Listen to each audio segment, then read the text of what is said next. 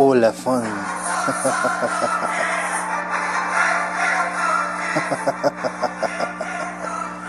Bueno, vamos a empezar un directo más de Zona Oscura.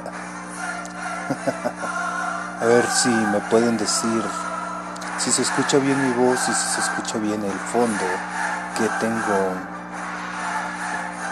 en este momento, por favor.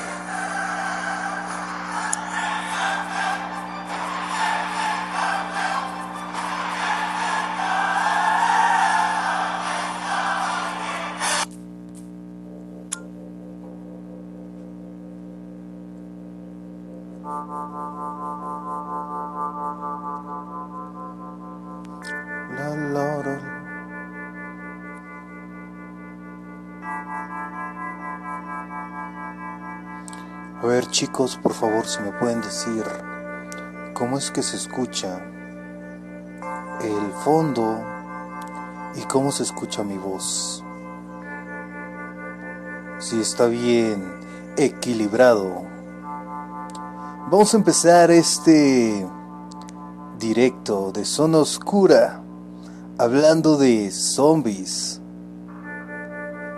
Posteriormente del Codex Gigas. Y terminaremos hablando ya sea de la Inquisición o de algún otro tema que ustedes comenten en la caja de comentarios, valga la redundancia. Bueno, ya vámonos directo al tema. Para empezar, vamos con este tema tan... Gracias, Fanny. Vamos a empezar con este temita, que es un tema muy entretenido, que es el tema de los zombies. Esta teoría sobre un posible ataque zombie, ¿será que se puede dar o será que no se puede dar? Hay muchas teorías, muchos mitos alrededor de esto, de los zombies, puesto que se comenta en varios foros de conspirología que Rusia está trabajando y ya perfeccionando un virus capaz de asemejar lo que es el estado zombie, el estado del muerto viviente. También tenemos que en algunas tribus hay unas plantas las cuales al ingerirlas puedes llegar a tener este estado, puedes llegar a entrar a este estado del muerto viviente. Y bien, aunque improbable, teóricamente podría producirse una mutación genética, la cual podría provocar que los seres humanos se comportaran literalmente como muertos vivientes. Imagínense un escenario en el que, mediante técnicas de ingeniería genética, el virus de la rabia es mezclado con el de la gripe. Esto con el fin de que sea transmisible por el aire. Con el sarampión para que produzca cambios de personalidad. Con el de la encefalitis para que el cerebro arda de fiebre y aumente la agresividad. Y por último, con el virus del ébola para que el infectado sangre a borbotones. Todo esto combinado produciría algo similar a un virus zombie. Así es, Joker. Hay muchos videos a través de la internet donde se notan supuestos ataques zombies. La verdad son de pésima calidad y dejan mucho que desear y no se sabe si sean verdad o no. Por ejemplo, hay una frase que le pertenece a Samita Andreesky, que es una viróloga de la Universidad de Miami, en Florida, y que fue parte de un documental de National Geographic. Lo que la doctora Andreesky añade es lo siguiente: pero la naturaleza no permitiría que todas esas combinaciones se produjeran simultáneamente, por lo que lo más seguro es que se obtuviera un virus letal, más allá de un virus zombie. Los humanos no podemos volver a la vida una vez que morimos, pero según los científicos, ciertos virus pueden crear un comportamiento agresivo en las personas y una conducta propia de los zombies que aparecen en las películas. El virus de la rabia, una enfermedad que afecta el sistema nervioso, lleva a las personas a actuar de una manera muy violenta. Combinando la rabia con las características de la gripe, se haría que se expandiera rápidamente por el aire y sería posible crear un escenario real plagado de zombies. Para ello, los científicos aseguran que debería producirse una mutación en el virus de la rabia, lo cual en las películas de terror los zombies se convierten en cuestión de minutos, pero en la realidad los primeros síntomas de la rabia, como la ansiedad, la confusión o las alucinaciones, aparecen en los humanos en un plazo entre 10 días a un año. O sea, no es tan rápido como se ve en las películas, ya que primero el virus debe incubar en el organismo para posteriormente poder atacarlo. Pero si el virus de la rabia sufriera mutaciones,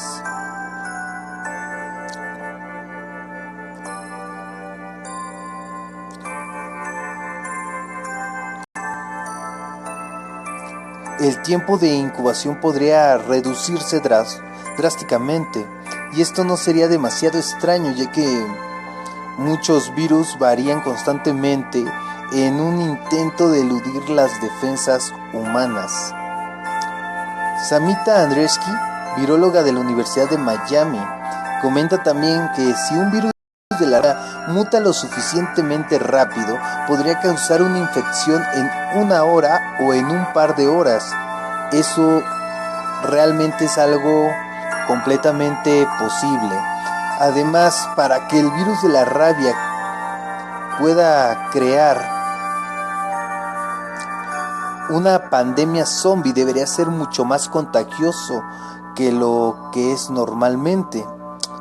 Normalmente los humanos nos contagiamos por una mordedura animal y la infección se detiene en la persona que ha sido mordida.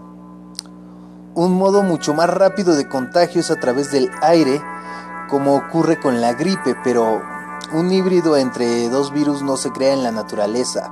Debería ser inventado en un laboratorio, lo cual nos lleva a la siguiente pregunta, chicos.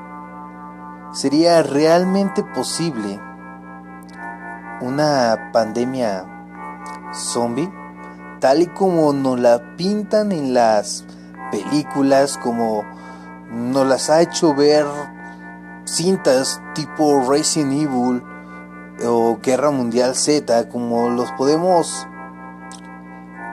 ver en varios videojuegos, en varios animes, incluso en varias series? También tenemos aquí lo que son los zombies de Haití. La primera constancia registrada que se tiene de un zombie humano es de un individuo llamado Clairvius Narcisse, que es haitiano. Tras haber muerto y haber sido enterrado el 4 de mayo de 1962, se le encontró 18 años después andando de una forma errática y en estado de shock en Gonaives. Pasó a disposición judicial. Lo único que decía recordar fue que 2 días atrás había sido enterrado y que alguien le sacó de la tumba y le amarró los brazos y las piernas, y que su conciencia quedó completamente perdida, según él. También asegura que fue usado como esclavo de las plantaciones que existen en ese país. Se supone que un zombie es provocado por un rito de vudú hecho por un bokor o un brujo, pero en realidad, como no podía ser de otra manera, es bastante más dura la realidad y no tan divertida y bucólica. Todo se reduce a 2 cosas: una, el ser humano; otra, tetradoxina. Para quienes no saben qué es la tetradoxina, es una toxina que se encuentra en el hígado, ovarios, piel e intestinos de algunas especies de pez globo, siendo los más tóxicos de la familia Tetraodontidae, aunque obviamente no todas las especies de esta familia contienen esa toxina. Los síntomas de la toxina aparecen entre 10 a 45 minutos después de entrar en contacto con la misma. Se produce un hormigueo en el rostro, extremidades, causa parálisis, colapso respiratorio y colapso cardiovascular, pudiendo llegar a matar a una persona. Esto, suministrado en pequeñas cantidades, puede llegar a provocar un estado de catalepsia, o sea, una muerte simulada. Los efectos en cualquier caso solo se producen sobre los estímulos nerviosos y la víctima en cuestión es consciente de ser enterrada viva y de lo que sucede alrededor. Esta es una sustancia que hace casi todo el trabajo, por decirlo de alguna manera. Pero en realidad, en el polvo zombie, como se le denomina la mezcla, se le añaden 3 sustancias más: deturametel, deturaestramonium y Mucuna pruriens. En el caso de la daturametel y estramonium, son plantas con efecto alucinógeno y además provocan amnesia en el individuo. La última sustancia, Mucuna pruriens, es una planta con componentes psicomiméticos, con algo de actividad alucinógena también.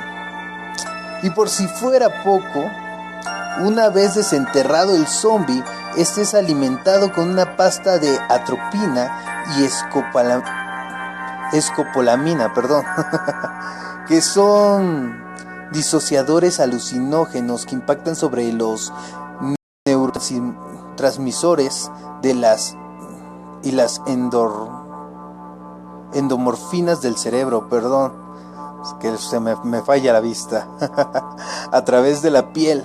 Un soplo o un leve contacto es suficiente para que el menjurje entre en funcionamiento. Los individuos a los que se les hace esto, una vez desenterrados, son usados como esclavos en las plantaciones. De tal modo es así que en Haití zombificar a una persona está tipificado como delito, y los nichos y tumbas de los seres queridos están dentro de las propiedades de cada familia. Como último detalle, hay que decir que la tetradoxina es la droga más salvaje que existe, destrozando a un ser de por vida. Esto si es que no llega a matarlo. Tenemos también otro caso que muchos lo han visto. Muchos dicen que es un efecto del virus zombie. Esto refiriéndome al caníbal de Miami. Muchos han de haber visto en las noticias o en YouTube la historia de este chico, el cual de la nada se lanzó contra un indigente y se comió básicamente su piel. Básicamente se comió su piel. Ahora bien, ¿qué sucedió exactamente? Bueno, este violento hombre le arrancó totalmente la cara con sus dientes a otro hombre. No contento con eso, comió parte de los pómulos, la nariz y un globo ocular como un verdadero caníbal. La policía, que estaba presente mientras ocurría el incidente, intentó impedir el ataque disparando primero en la pierna, lo que no fue suficiente para poder detenerlo. Eugene, como se hacía llamar este sujeto, giró hacia el policía, gruñó algo y siguió masticando la carne humana. Es cuando el policía no tuvo más remedio que abatirlo con 6 disparos. Este video ustedes me imagino que ya lo han visto en la televisión. La verdad la pasaron creo que por todas las noticias habidas y por haber. El caso de este chico llamado Eugene, el cual literalmente se dio mucho a conocer.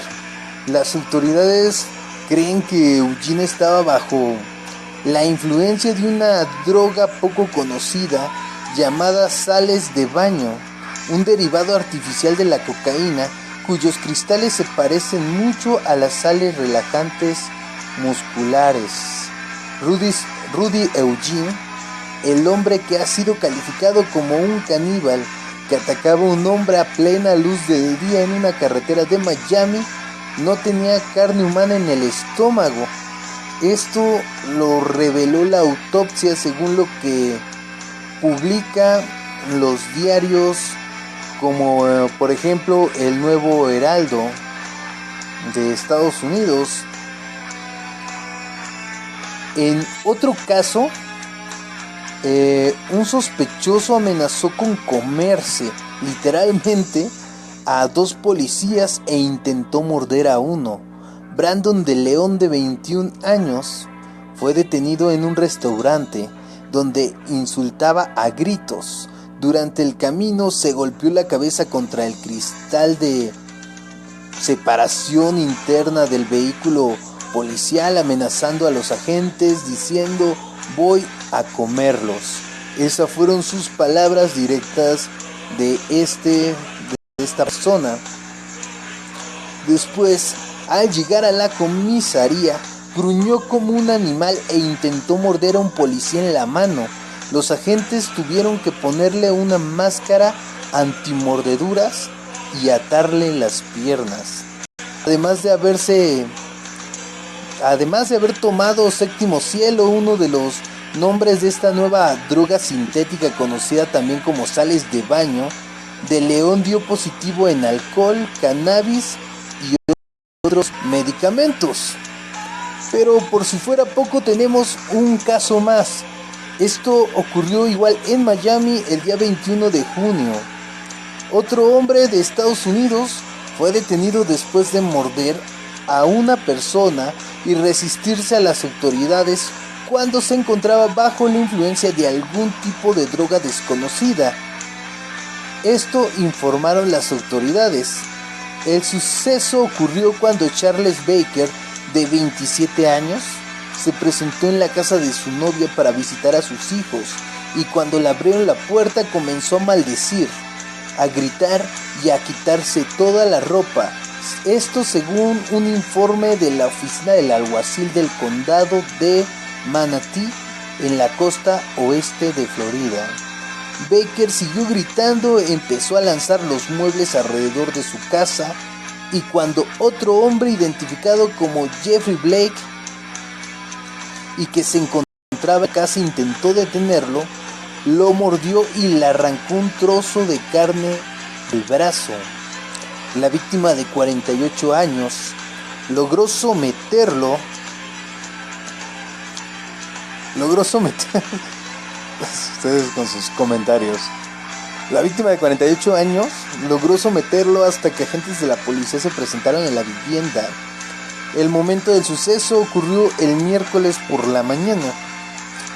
Cuando los agentes llegaron, Blake liberó a Baker, quien se levantó y no acató las órdenes de los policías. Los encaró, tensó su cuerpo, apretó los puños y gritó. Esto según el comunicado del alguacil. Después de aplicarle varias veces la pistola de descargas eléctricas, las autoridades lo arrestaron y lo trasladaron a un centro médico para someterlo a una evaluación antes de llevarlo a la cárcel.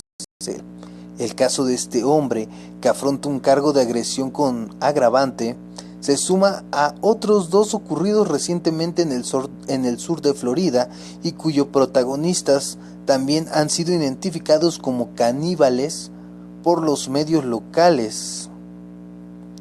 En mayo pasado, Rudy Eugene devoró el 75% del rostro de un indigente, como ya lo nombré hace un momento. Fíjense que no solamente son casos que pasan en Estados Unidos, incluso en México también se ha dado casos de gente que tienen esta peculiaridad que muchos denominan como caníbales y otros, por su agresividad y por su forma de comportarse y su hambre de carne humana, también los denominan como zombies. Por ejemplo, en México, el 18 de junio,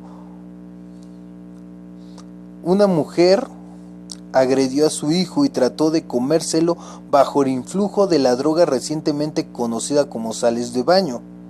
Si ustedes se dan cuenta, la gran mayoría de estas historias tienen que ver con esta droga denominada sales de baño, que es algo como que tendrá algo que afecta el cerebro, porque todo lo que la consumen llegan a tener estos síntomas del virus zombie, como se podría decir. La verdad es que no es posible un panorama zombie. Permítame tantito, déjenme pongo música. La verdad no creo que sea muy posible que haya una invasión zombie, porque la verdad es mucho trabajo, aunque bueno, queda todavía un leve porcentaje de que pueda ocurrir. No falta el científico loco que quiera inventar, quiera llevar esto a la realidad, y no falta el gobierno que quiera hacerlo para poder ganar la guerra contra otros países. De igual forma, aunque esto sea algo muy alejado de la realidad ante los humanos, bueno, sin tener que acudir a drogas como lo son las sales de baño, sí hay ciertas características zombies. Por ejemplo, hay un tipo de hongo el cual hace que una hormiga lo traslade de un lado a otro hasta la cima de un árbol para posteriormente la hormiga muera, haciendo que la hormiga entre en un modo zombie. Pero la verdad no tiene nada de especial. No creo que lleguemos a un ataque zombie. No creo que el día de mañana suenen las alarmas de las ciudades diciendo que hay un ataque o algo por el estilo. ¿Ustedes qué piensan? A ver, déjenmelo en los comentarios. ¿Creen que realmente pueda haber un ataque zombie? ¿Cómo creen que pueda llegar a ocurrir este denominado ataque zombie? Ok, vámonos con la siguiente historia. Bueno, con el siguiente tema de esta noche, bueno, tarde-noche. En este caso vamos a hablar de el Codex Gigas. Vamos a hablar del Codex Gigas, este libro que mide más de 1 metro, que es sumamente pesado y que es muy enigmático, la verdad. Es un hecho sumamente enigmático lo que ocurrió con el Codex Gigas. Pero quiero que me dejen en los comentarios cómo creen que sería una invasión zombie. ¿Cómo creen que podría dispersarse de una forma más rápida y más eficaz? ¿Y qué harían en caso de una invasión zombie? Ok, ahora sí, vámonos al segundo tema de esta tarde, que es el Codex Gigas. Bien, a lo largo de la historia han existido libros que han tenido una relación directa o indirecta con el mal. Por mencionar algunos, tenemos un libro que, a pesar de ser un grimorio falso, es muy conocido. En este caso es el Necronomicon, que es uno de los libros que tiene esa conexión maldita, aunque con el paso de los años se ha revelado que esto realmente es falso. Pero muy posiblemente el libro más misterioso y terrorífico es el llamado Codex Gigas, o comúnmente conocido como la Biblia del Diablo. Se dice que sus páginas están hechas de pieles de burros, siendo el manuscrito medieval más grande y más misterioso de la historia.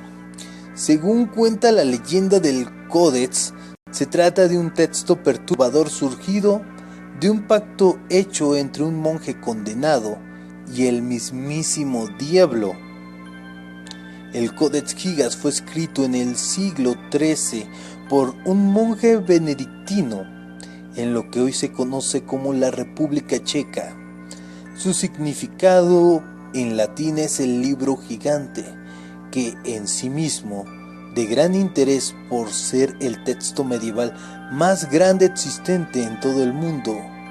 Creado en el siglo XIII, En el monasterio benedictino de Poslacide, en Bohemia, el Codex Gigas está ahora bajo la supervisión de la Biblioteca Nacional de Suecia en Estocolmo. El texto es tan grande que se necesitan 2 bibliotecarios para levantarlo. Y la pregunta es, ¿qué oculta realmente el Codex Gigas? Según la leyenda del Codex, el escribano era un monje que violó su código monástico y fue condenado a ser emparedado sin ninguna posibilidad de escaparse. Solo había una forma de que el monje pudiera evitar su muerte tan atroz, y era comprometiéndose a crear un libro hermoso y fascinante para glorificar al monasterio para siempre. Un libro que tenía que incluir todo el conocimiento humano. Se le dio solo 24 horas para completar esta tarea titánica, y si el monje era capaz de conseguir finalizar el manuscrito, este sería liberado. El monje empezó a dar vida a una Biblia escrita en pieles de animales, con tintas de colores e ilustraciones, completamente iluminado al puro estilo de esa época. La historia cuenta que alrededor de la medianoche, el monje se dio cuenta de que no podría realizar esta tarea por sí solo, por lo que decidió venderle su alma al diablo a cambio de su ayuda. El diablo terminó el manuscrito y el monje añadió la imagen del diablo en agradecimiento por su ayuda. Es debido a este ejemplo único de que el Codex Gigas es también conocido como la Biblia del Diablo. Al finalizar su obra, el manuscrito tenía un tamaño de 92 por 50.5 por 22 centímetros, con un total de 320 páginas, aunque con el paso del tiempo, muchas de las páginas han sido arrancadas debido a que probablemente contenían pasajes auténticamente diabólicos y secretos. El monje dedicó la página 290 al diablo, y es por eso también que nunca se le ve derrotado al diablo en ninguno de los pasajes de este curioso manuscrito. La Biblia del Diablo, el Codex Gigas, es considerado la 8ª maravilla del mundo, y a diferencia de lo comentado con anterioridad sobre que el Codex está escrito en piel de burros, en realidad está hecha en pieles de becerros. Los textos del Codex Gigas son páginas que no se encuentran en ningún otro manuscrito conocido, que en su interior contiene hierbas, libros de historia, las curas para las enfermedades más peligrosas, los textos de los cuidados al alma, fórmulas médicas para el tratamiento de enfermedades, conjuros e incluso soluciones a los problemas. El Codex Gigas se dio a conocer cuando el monasterio benedictino de Poslacide tuvo problemas financieros. Para recaudar fondos, los monjes vendieron el manuscrito a un monasterio cerca de Praga. Poco después de trasladar el texto a su nuevo hogar, el monasterio también pasó a tener graves problemas financieros. Unos años más tarde, el emperador del Sacro Imperio Romano, Rudolf II, se obsesionó con el Codex, así como otros objetos relacionados con la alquimia y libros de ocultismo. El responsable de salvaguardar el misterioso manuscrito le dio el Codex al emperador romano como un regalo, pero al poco tiempo, Rudolf II enloqueció. Fue declarado no apto para gobernar y desterrado por su propia familia. Durante los años de guerra en el siglo XVII, los ejércitos suecos recuperaron el Codex. Muchos expertos afirman que el manuscrito está maldito y que cualquiera que se haga con él sucumbirá ante el poder del mal. Uno de los grandes misterios que envuelven el Codex Gigas es qué o quién lo escribió. Muchos dirán que es imposible que un hombre pudiera haber escrito el texto completamente solo. Sin embargo, recientemente un equipo de investigación patrocinado por National Geographic afirmó que el Codex Gigas es la obra de un solo hombre, pero solo se trató de una hipótesis. Este hecho es uno de los motivos del misterio del Codex, que ha creado una gran controversia entre los investigadores más respetados, ya que muchos expertos tienen la creencia de que este manuscrito contiene demasiados conocimientos y que cualquier ser humano de la época no tendría la capacidad para tener esos conocimientos.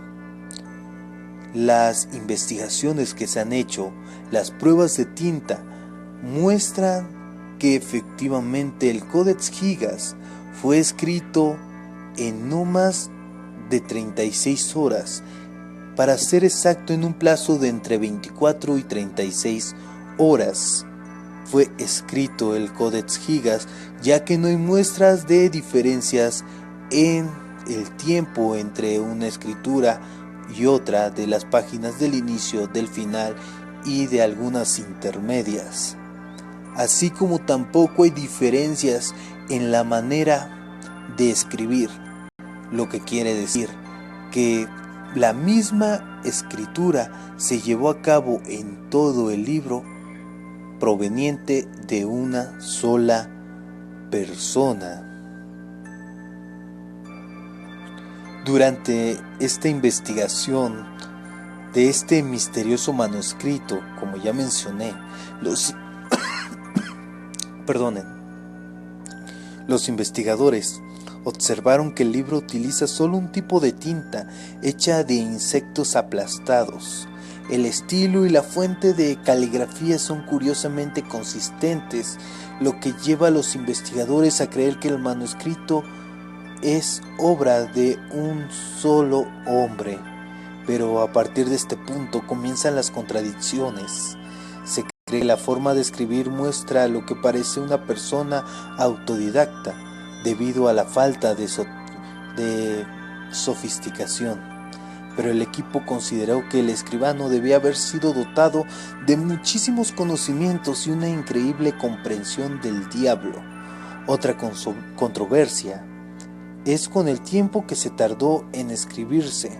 Algunos expertos estiman que la Biblia del Diablo habría tardado en completarse normalmente de 25 a 30 años, pero la tinta, como ya mencioné, parece mostrar que se completó en un rango de entre las 24 y las 36 horas. Esto es algo que deja pensando a muchos expertos del tema, porque realmente un solo hombre, sin descansar, sin dormir y escribiendo constantemente seguido, tardaría 5 años en completar el Codex Gigas tal y como fue elaborado. Ahora, teniendo en cuenta que hay que dormir, que hay que cumplir con las necesidades básicas como lo es el comer, el ir al baño, tardaría, como ya dije, entre 25 y 30 años, si no es que un poco más, en completarse la elaboración de un libro, como lo fue el Codex Gigas. Algo más que viene a la mente de muchos es el significado de la imagen del diablo, ya que es la única Biblia que tiene una gran imagen del diablo, un diablo representado como mitad hombre, mitad bestia, con garras, pezuñas hendidas y una lengua en forma de serpiente roja enorme. El dibujo muestra a Satanás tapiado en una celda, solo y no con sus súbditos en el infierno. Algunos expertos creen que la imagen del diablo se refiere al propio monje y de su elección de vivir en una celda de aislamiento lejos de los demás, pero otros consideran que esa es una interpretación errónea, siendo esa imagen un homenaje al propio diablo. Cabe resaltar que este misterio del Codex Gigas continúa hasta nuestros días. El códice está contenido en una carpeta de madera cubierto con cuero y adornado con metal. Los registros en el extremo del códex muestra que el manuscrito fue escrito en el año 1229. A partir de 1477 a 1593 se mantuvo en una biblioteca en un monasterio de Bromot, hasta que fue trasladado a Praga en 1594 y se le dio al emperador Rudolf II. El manuscrito incluye los colores rojo, azul, amarillo, verde y oro. Las letras en mayúsculas tienen un elaborado sistema de iluminación a través de toda la página. La escritura dentro del códex es unificado y sin cambios en todo momento. Esto puede haber dado lugar a la creencia de que todo el texto se escribió en un tiempo muy corto. Curiosamente, aunque hemos podido comprobar que detrás del códex hay una historia relacionada con el ocultismo y el diablo, el manuscrito no está prohibido por la Inquisición. Incluso permitieron la investigación por muchos estudiosos de la época. Otro de los puntos que ha sorprendido a los investigadores es que esta escritura particular no se ha encontrado en ningún otro manuscrito de la historia, pero con el paso del tiempo ha interesado ocultar la historia oscura del códice, omitiendo los aspectos más tenebrosos de este manuscrito y desmitificando la realidad. Pero las personas que han podido ver el libro han afirmado que han sido atraídos por él y por el retrato de Satanás. Este sin duda es un libro muy misterioso. Algo que, la verdad, sí te da mucho en qué pensar. Es que una Biblia en la cual se personifica al diablo y no solamente se le da un párrafo, sino se le da una página completa en la cual está su autorretrato, como muchos mencionan, y que es una Biblia donde nunca se le ve vencido al diablo, nunca se le menciona vencido al diablo en ninguna de sus hojas. Es increíble que la Inquisición no lo haya prohibido como lo hizo con muchas otras obras literarias de esa época o de épocas anteriores. Permítanme un momento y prosigo. A ver, chicos, quiero leer sus comentarios. Quiero que me digan qué piensan, qué opinan de esto que acaban de escuchar sobre el Codex Gigas. ¿Creen que realmente haya sido hecho por un solo hombre, el cual le haya vendido el alma al diablo? ¿O creen que solamente es un mito más hecho por la iglesia para atraer más creyentes? Coméntenlo. Quiero leer sus comentarios.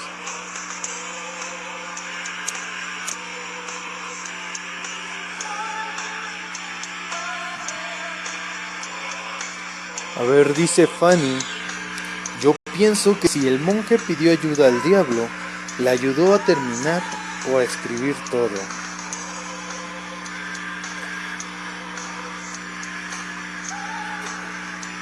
Y sí, chistosos, ¿eh? Sí, me estaba ahogando hace ratito. Pero no tenía agua a la mano, Pero ya estoy bien. A ver, dígame, ¿qué otro tema quieren que hable? Esto del Codex Gigas, pues la verdad es profundizar bastante. Y ahorita realmente lo que quiero es hacer varios temas cortos. Varios temas que no nos lleven toda la noche, que no tengamos que profundizar demasiado en ellos.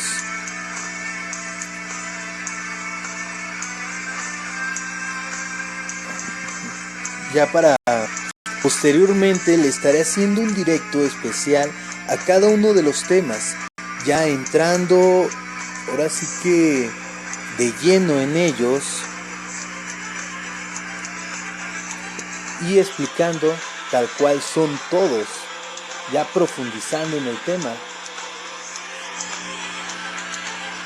Permítame tantito, chicos, porque ya que no me comentan qué temas quieren,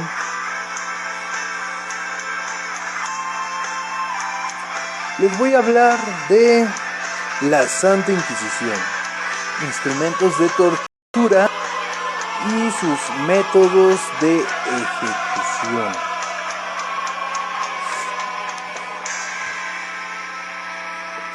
Sí, lo sé, NK, es muy confuso lo del tema del Codex Gigas. Es algo que te deja mucho que pensar.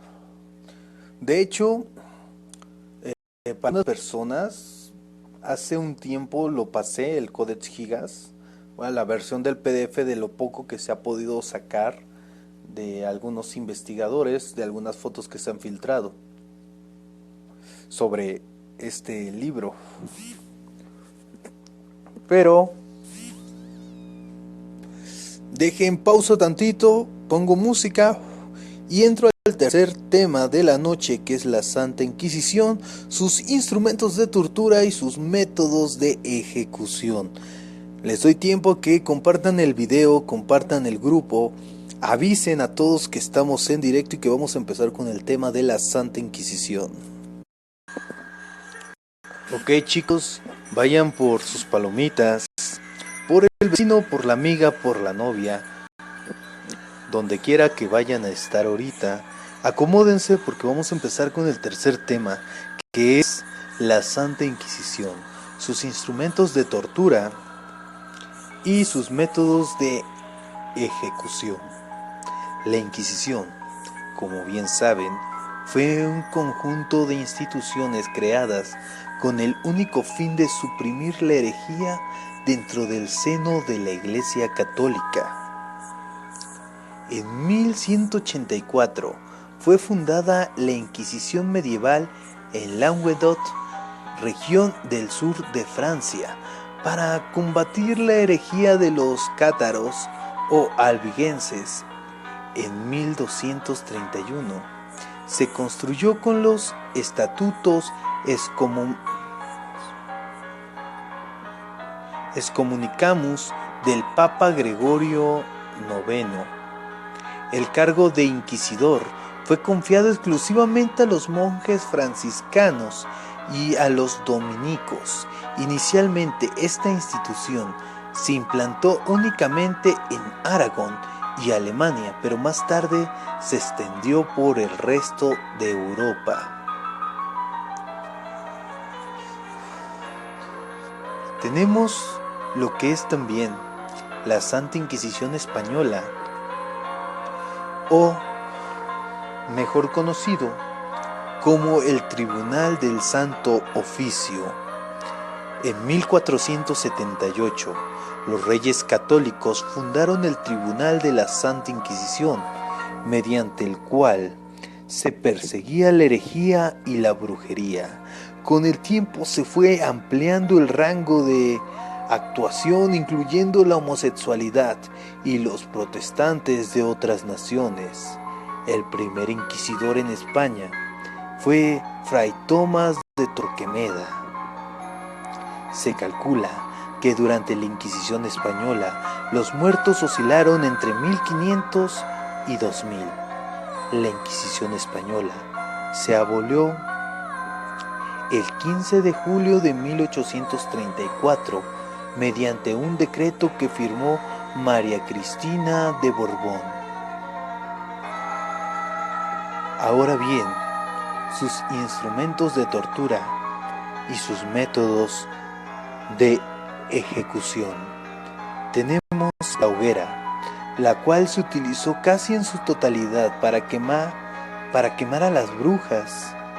Se exponía la bruja a los ojos del pueblo atada a un poste. A su alrededor había preparada madera para su posterior encendido, quemando así a la persona en vida. La rueda. El condenado, desnudo, era estirado boca arriba en el suelo o en el patíbulo con los miembros extendidos al máximo y atados a estacas o anillas de hierro.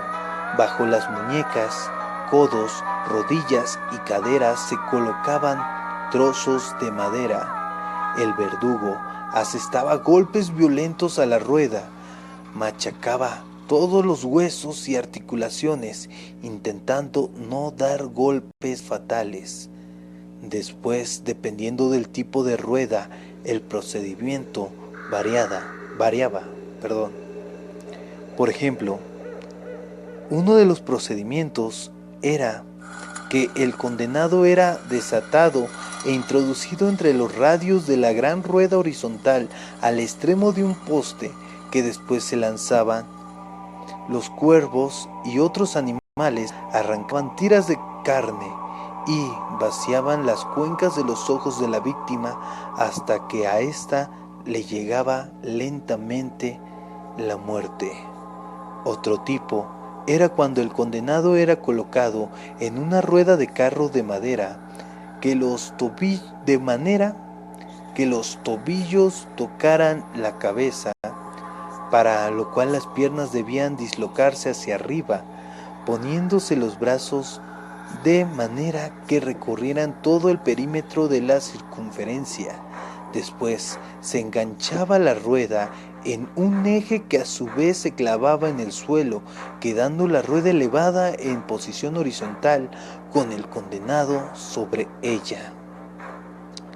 La cigüeña consistía en someter al individuo a este aparato hecho de hierro que sujetaba al condenado por el cuello, manos y tobillo, y lo sometía a una posición incomodísima que provocaba calambres en los músculos rectales y abdominales y a las pocas horas de todo el cuerpo. La doncella de hierro es una especie de ataúd con multitud de pinchos en su interior, dirigidos a puntos concretos del cuerpo, que se iban clavando lentamente sobre la víctima a medida que se cerraba la puerta. Los clavos eran desmontables, con lo que se podía cambiar de lugar con el fin de poseer un amplio abanico de posibilidades de las mutilaciones y las heridas que daban lugar a una muerte más o menos lenta. Se cuenta que Erzsébet Báthory, también conocida como la Condesa Sangrienta, utilizaba este instrumento con sus víctimas para desangrarlas y posteriormente poder bañarse en su sangre. La tortuga se trataba de comprimir o triturar bajo una manera con peso encima al reo. El garrote vil, método por el cual un punzón de hierro penetraba y rompía las vértebras cervicales al mismo tiempo que empujaba todo el cuello hacia adelante, aplastando la tráquea contra el collar fijo, matando así por asfixia o por lenta destrucción de la médula espinal. Fue usado hasta principios del siglo XX en Cataluña y en algunos países latinoamericanos. El potro de tortura. Te tumbaban y ataban las muñecas al cabecero. Los pies ataban a su vez fijados a un rodamiento por medio de un mecanismo que iba enrollando la cuerda de tus pies, generándose así una tensión que hacía que el cuerpo se estirase al máximo. Las articulaciones no podían dar más de sí y acababan desencajándose los hombros y las caderas. La guillotina. Este es uno de los instrumentos más conocidos y es un instrumento sumamente, ¿cómo se podría decir? Efectivo, en el que se colocaba la cabeza de la víctima y se dejaba caer una afilada y letal cuchilla, la cual lo decapitaba. El cepo, instrumento usado para castigo corporal. Torturaban a las víctimas sentándolas en esa posición por largos días o bien manteniéndola de pie, según el tipo de cepo. Muchas veces usaban instrumentos calientes para quemar sus extremidades o les azotaban con látigos. La sierra. El condenado era puesto en una posición invertida, evitando también la muerte por desangramiento y asegurando que la víctima no perdía el conocimiento. Generalmente no se perdía el conocimiento hasta que la sierra no llegaba al ombligo o incluso al pecho. Era una tortura muy utilizada por la Inquisición, sobre todo para ajusticiar a los homosexuales. También en España fue un método de ejecución militar hasta el siglo XVIII. La turca. Este método de tortura fue ideado para arrancar las uñas. En algunas ocasiones se sustituían las uñas por clavos. Ya ando pensando en animales, por Dios. me quedé con la anterior. La horquilla del hereje. Bueno, voy a dejar hasta aquí estos temas. Bueno, este tema lo voy a dejar hasta aquí. Voy a hacer un corte y en media hora voy a hacer otra transmisión en vivo con la segunda parte de los métodos de tortura y las herramientas de tortura de la Inquisición, dando los artefactos que me faltaron, ya que necesito hacer unas cosas ahorita. Pero en media hora, 45 minutos, estoy de regreso en otro directo y dependiendo de la hora, 7:34 a las 8, y terminando ese pequeño directo de lo último que me falta de la Inquisición, empezamos con los relatos de terror, con creepypastas, con mitos y con leyendas urbanas, para que no se lo pierdan.